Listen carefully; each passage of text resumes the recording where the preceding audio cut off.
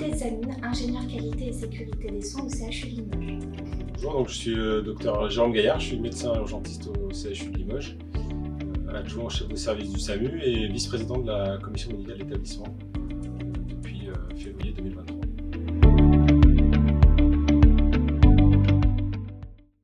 Alors, notre collaboration avec le CECA a débuté après une certification sous condition en mai 2022.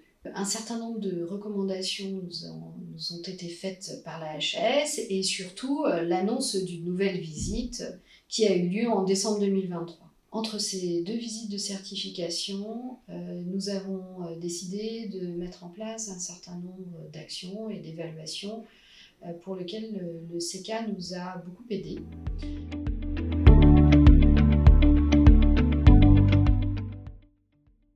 Les équipes du CHU ont souhaité mettre en place un certain nombre d'évaluations et d'accompagnements pour lesquels le CECA nous a beaucoup accompagnés.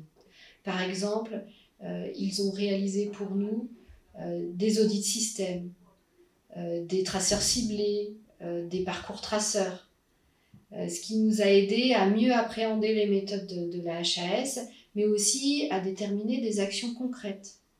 Le CECA nous a aussi accompagnés sur la préparation et la réalisation des rencontres de sécurité selon la méthode de la Haute Autorité de Santé.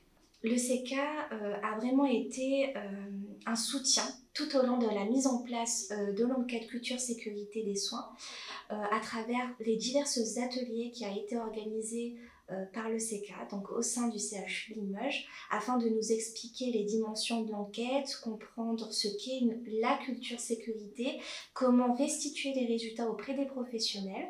Également, la disponibilité du CECA est notable, notamment pour l'aspect organisationnel, notamment pour la plateforme IFORAP. Donc je remercie chaleureusement le CECA.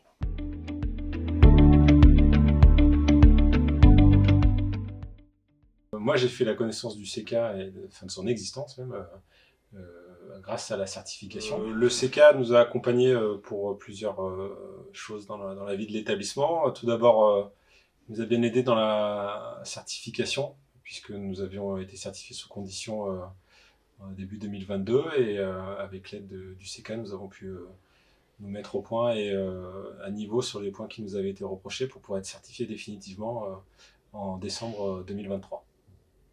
Ensuite, nous avons eu recours au CECA, notamment dans la gestion de nos événements indésirables graves associés aux soins. Personnellement, j'ai pu avoir recours au CECA dans le cadre d'événements indésirables graves associés aux soins au SAMU.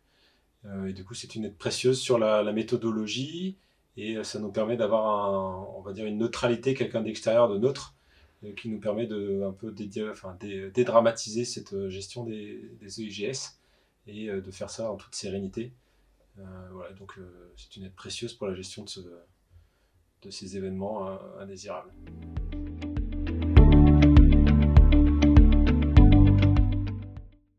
L'équipe d'ingénieurs et de techniciens qualité du CHU a pu bénéficier donc des outils présents sur le site internet du CECA, utiliser également des grilles d'évaluation de la FORAP, mais aussi venir aux rencontres régionales, ce qui permet parfois de mieux appréhender certains sujets qui sont présentés sous format méthodologique, mais aussi on a des retours des autres établissements qui nous expliquent concrètement comment ça s'est passé dans leur équipe, comment ils ont mis en place tel sujet, et tous ces exemples, c'est vraiment important.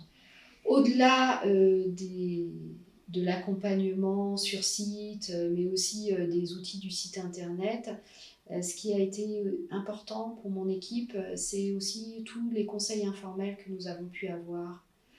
Comment aborder tel sujet un peu délicat dans notre établissement, ou nous avons le choix entre deux actions pour résoudre une problématique. Et là, c'est vrai que dans les échanges que nous avons eus avec l'équipe du CECA, ça nous a permis de faire des choix peut-être plus appropriés et plus concrets et plus réalistes.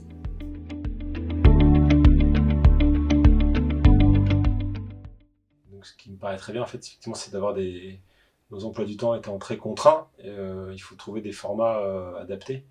Donc je pense que des petites sessions, même en visio, sur 1 heure, 1 heure et demie maximum, sont beaucoup plus accessibles aux médecins que des formations sur des journées entières. Je pense que c'est intéressant parce que ça permet aux soignants, en fait, dans cette gestion des événements indésirables, alors la qualité, ça peut être quelque chose d'un peu ésotérique, effectivement, pour les soignants par moment, mais en fait, ça nous permet de voir comment ça fonctionne, de se rendre compte que c'est vraiment pas quelque chose qui est là pour sanctionner, mais pour aider, pour améliorer nos pratiques. Et donc, je pense que c'est méconnu dans le monde, enfin, sur le monde médical, peut-être un peu moins dans le monde paramédical. Et du coup, c'est pour ça que ces formations denses et courtes, ça permet de nous acculturer à cette gestion des événements indésirables associés aux soins. Et du coup, on y gagnerait, et nos patients y gagneront. Du coup, être moins réticents à faire des déclarations, et après à analyser les événements pour améliorer nos pratiques quotidiennes et la qualité des soins apportés aux patients. Concernant les améliorations à apporter, pour être honnête avec vous, j'en ai pas, car le CECA s'est montré très disponible, très à l'écoute.